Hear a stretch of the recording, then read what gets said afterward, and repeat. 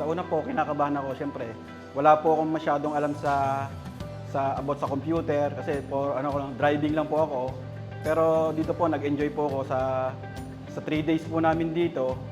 Yun, nagkaroon po ako ng mga learning about Excel, Word, and AI po. Iniisip namin mahirap, especially me kasi hindi ako techie person. So parang sabi ko, baka mahirapan ako. Pero as day by day naman na nangyari, mas na-enjoy ko ngayon yung technology. Kasi mas maraming natutunan, very informative. Tapos yung nagtuturo is, hindi niya pinaramdam sa amin na mahirap to. Bagkus sinabi niya sa amin na, regardless of the age, kayang-kaya niyong matutunan pa yan at kayang-kaya niyong pang mag-upskill. Ang pinaka-natutunan ko po yung security awareness, saka po dun sa paggamit po ng Microsoft Word and also the data po, yung sa Excel. Sa akin yung cyber security kasi importante yon since maraming nai-scam ngayon. So sabi nga, importante na may awareness tayo regarding sa cyber security.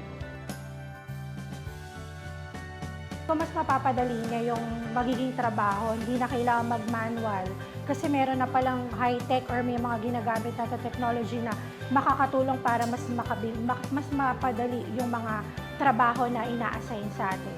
May apply po namin yan doon sa aming livelihood training na ginagawa namin, yung tungkol sa trabaho namin, yung sa, kumbaga sa pag-gather ng information galing sa tao, yun, may apply namin yon doon sa mga aming gagawin pang mga trainees. Yung AI, yun yung pinaka naka-inspired sa akin. Plus bonus na nga din, syempre, yung natutunan namin kung paano namin malikom lahat ng mga data na may i-apply namin sa trabaho namin. Sa about sa security, kasi po yung misis ko po ay yun nga po na-debit yung niya sa ATM. Yung po napasok po yung learning na tinuro ni Sir, yung sa recovery po. Sa AI, so yung paggawa po sa AI, mas nagiging mas malalim yung kaalaman namin in the near future. So kaya po namin magpagsabayan. Yung AI ay makakatulong po siya. Hindi man po siya yung mga maging ganap na gagawa, ay magiging siya rin po yung magiging katulong para mas padali ang aming paggawain. May re-recommend ko ang Redenta para magkaroon po ng kumbaga seminar din ng katulad nito para matuto po yung aming mga kumbaga out of school youth na hawak. So, hindi ko lang siya basta i-recommend.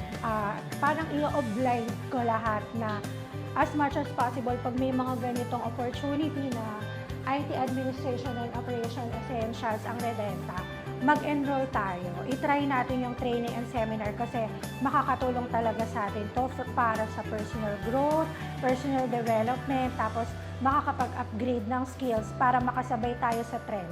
For me, yes. Big yes. Kasi hindi lang, bilang ako, hindi naman totally kami sa Microsoft or sa IT, pero madali siyang matutunan lalo na kung gugustuhin mo. Kaya for me, sa mga nagnanais talaga ding matuto or madagdagan ng kalaman about po sa mga Microsoft Word, Excel po, or sa security awareness, so mas maganda po talaga is matutunan siya.